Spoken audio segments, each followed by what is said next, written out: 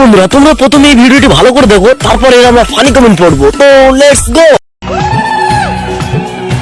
चलो भाई आ जाओ। एक सुनो जी पार्वती मेरी एक सुनो गौरा रानी, इस जंगल में तू क्या पावेगी, कजरी बन बन मर जावेगी। चलिए शुरू करते हैं। ভুল করে জঙ্গল থেকে লোকালয়ে চলে এসেছে। কি সব ফালতু নাচ করে বেড়াচ্ছে, ভোলে বাবা রেগে ভস্ম করে দিকে সব মহিলাদের। ওমা ভয় পাইছি আমি। ছাগলের বাচ্চা একটা গানটাই নষ্ট করে দিল।